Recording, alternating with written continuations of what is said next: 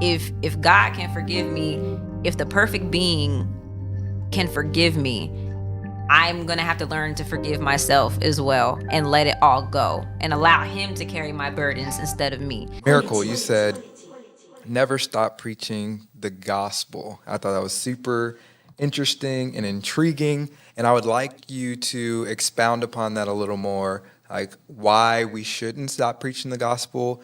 And yeah, so why shouldn't we? Like, what's the benefit for not only ourselves but to the world? Honestly, the biggest benefit is always going to be saving souls and bringing more people to Christ, because that is ultimately what we're put here to do. We're put here to ultimately bring more people to God and have them see his light and and attempt at every corner to live the life that Jesus had. And so when I think about, never stop preaching the gospel, literally kind of just means to never stop allowing God to not only move in your life, but never stop allowing God to show who he is in your life. Continue to be that light and continue to be that example. And even with that can be considered preaching. I'm not saying, again, stand on a street corner and preach the gospel, although that might work for some people. It might. But for the most part, it just means continue to be that light, continue to walk in grace with Jesus and understanding who he is and studying the word so that you can know how you approach different souls when you come across them. Because again, the ultimate goal is to bring more people to Christ and to save more souls so that we can ultimately all live in paradise. So, I mean, just following up with that, I know your mom had the comment bent over gospel, and Yeah. that was a sermon that you recently heard.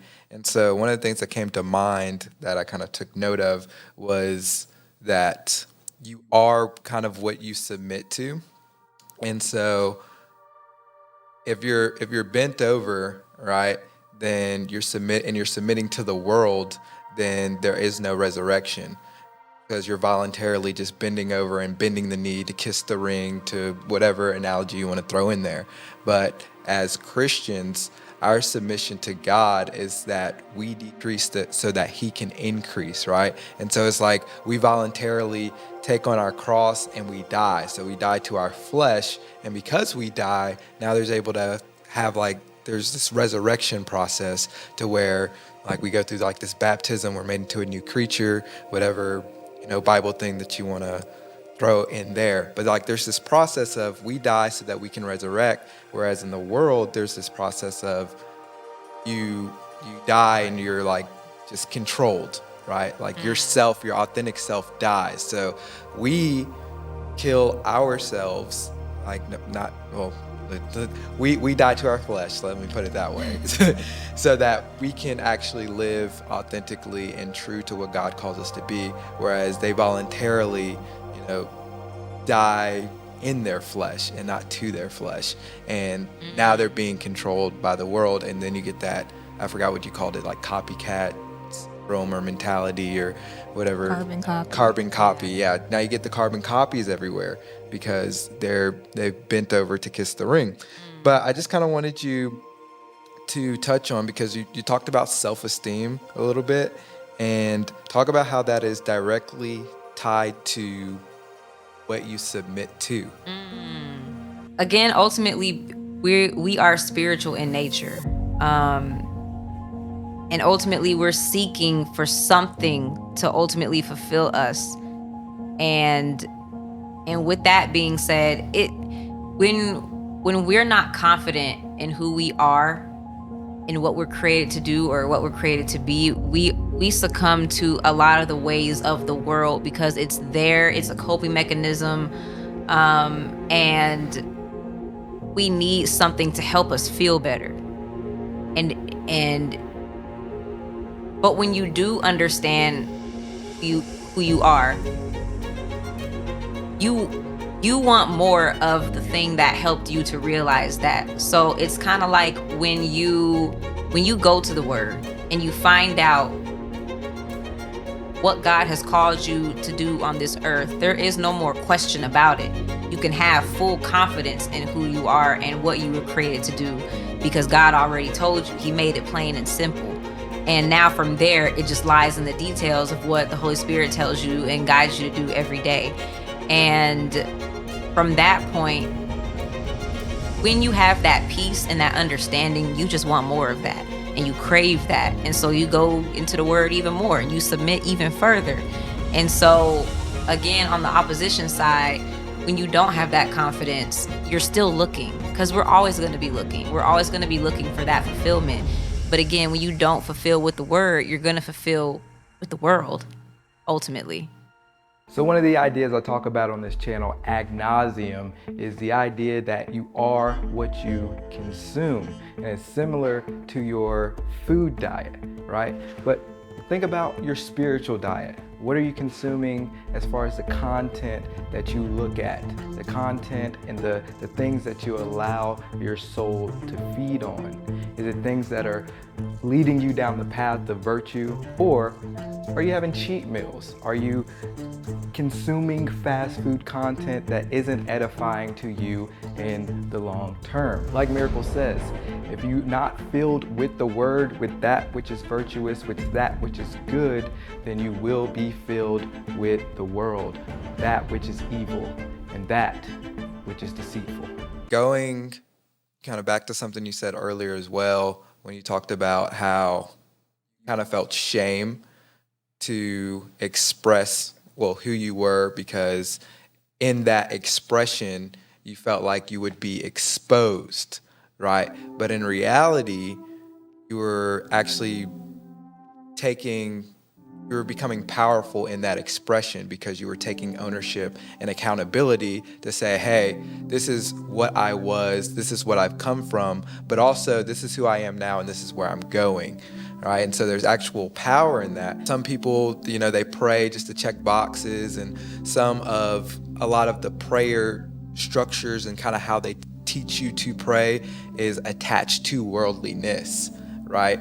And what we extracted from that was a lot of people are worried about like their reputation rather than their relationship with God when it comes to, just doing different things in the church, but especially when it comes to prayer, because it's like, oh, she can pray the paint off the walls or what have you, or oh, she can really pray because she goes in and she uses big words, or she speaks with so much passion. But at the end of the day, it doesn't matter how you pray. It's about the connection and the relationship with God. And so talk about how you went from shame to power, and how did that change when you actually started reestablishing your relationship with God and in that becoming powerful? Yep. I let it all go.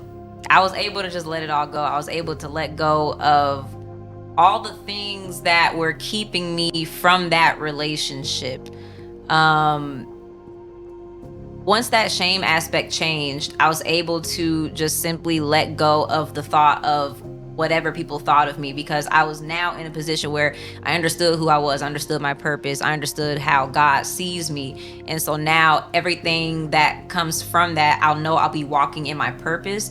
And so I don't have to worry about what other people think or what other people come for me on, because I'm already covered and protected, and I'm being obedient and I'm walking in that, and I have a peace that comes with that.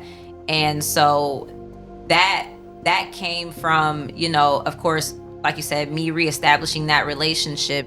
Because again, when I was feeling that shame and the enemy was planting seeds, it was kind of like I couldn't have that relationship because I was so shameful.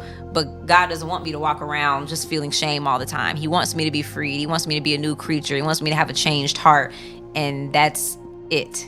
And so with that, I had to let it all go and basically learn that if God can forgive me, if the perfect being can forgive me, I'm going to have to learn to forgive myself as well and let it all go and allow him to carry my burdens instead of me. And again, my walk with Christ became so much more clear after that, just because I knew what I was doing and who I was doing it for. And so everyone and everything else is just a byproduct of that. If I lose friends from it, fine. If I lose opportunities from it, fine. If I lose followers from it, fine. but I know at the end of the day, I'm walking in the purpose that he called me to do. So how do we live authentically? I believe it comes when we live authentically to the unique talents and treasures that God has bestowed within all of us. So many people are trying to be carbon copies of who they see, right? They're trying to pray like somebody, they're trying to do all the same things as somebody else, and they're not being true to what they offer to the world. One of my favorite quotes is this: "Be you and only you, because everyone else is taken." If you aren't living authentically in the gifts God has for you, then you're not maximizing who God has called you to be. The quote that your dad put in that you actually quoted earlier, and he said that Saint Augustine, or Augustine, however you want to say it, there is a God-shaped hole in every man that only Christ can fill. Thanks, Dad. I like that. So just going off of that, this is my last question before I hop off. How has Christianity fulfilled this God-shaped hole in you? Me personally, it came down to me finally understanding who Miracle is every day and accepting her every day and understanding that God knew I was going to fall short. God knew that I was going to be tempted or fall short to the sins that I did previously and even in the future, which is why Jesus covers all of that already. And so me walking in that, I have to understand that I can't get away from myself. So I have to accept who I am every single day in that, understanding that God already knew these things of me and he accepts me and loves me anyway. And understanding that and knowing that, again, gives me a peace that goes beyond all understanding, because now I can carry myself with confidence because I'm not finding that validation or that purpose fulfillment from external factors like my friends or even my family or even the works that I do or my job. I'm finding that in the word, which reigns true forever and doesn't change based on the culture, because the culture will always change, the standards will always change, all of that will always change. But because I'm rooted in something as true and forever grounding as the word, I can now confidently say that I am doing the things that I'm supposed to do, even when I fall short, because that was already expected of me. But as long as I continue to make the conscious decision every day to get up and practice that walk with Christ and carry my cross every day, then I'm doing exactly what I need to do, and I'm exactly where I need to be right now in this moment. Quality.